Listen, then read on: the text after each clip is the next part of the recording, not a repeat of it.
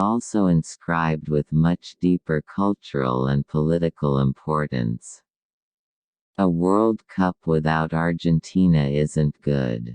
You have to show up in the World Cup, and in the World Cup anything can happen.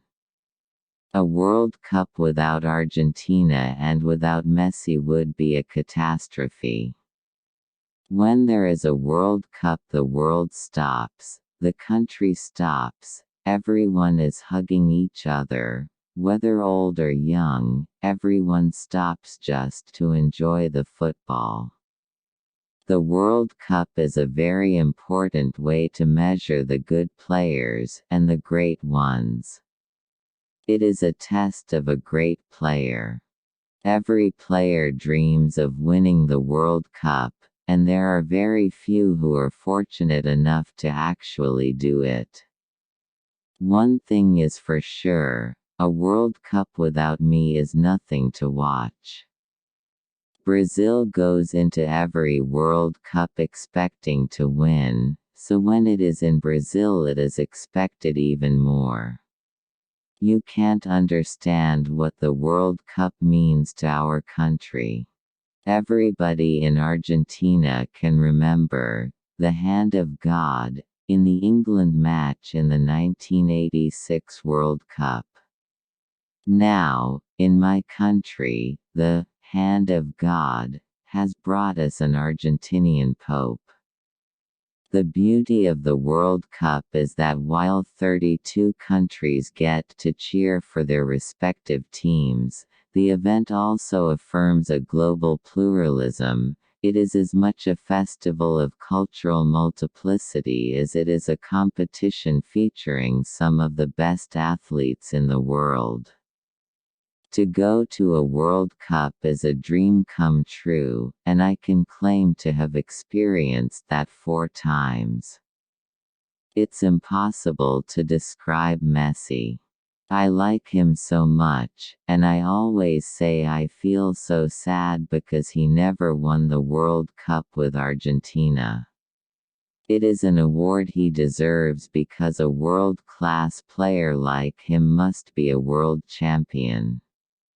When I am an old man, I will tell my grandchildren bedtime stories about when I won the Champions League, hopefully when I won the World Cup, but most of all, I will tell them that their grandfather used to play with Lionel Messi. The first time I watched a World Cup game was in 2002. That was the first time Senegal had ever qualified for the World Cup, and it was a great moment that I will never forget in my life. I was 10 years old at the time, and that experience of watching my country in a World Cup is what inspired me to become a footballer. I've always said the World Cup is a dream for any player. I would change all my individual trophies for the trophy of World Cup champion. I spent the afternoon of Sunday the 9th of July 2006 in Berlin sleeping and playing the PlayStation. In the evening, I went out and won the World Cup. My father and I rarely saw eye to eye when I was growing up. We saw the world differently. It was only when we were both adults that we were able to share spectacles. However, football, and particularly the World Cup, was when we, enemy combatants, could traverse trenches and be together. I would not swap the World Cup title for any accolade. But I could imagine that quite a few would swap every accolade for a World Cup title. Why don't you think we should dream of an African team winning the World Cup for the first time?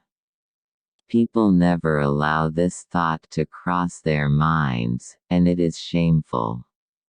When you try to even say it, people look at you as if you're joking, but they forget that dreaming is the first step to success. Clearly, those of us women who play football wish that there was more coverage. But it's one of those things that happens.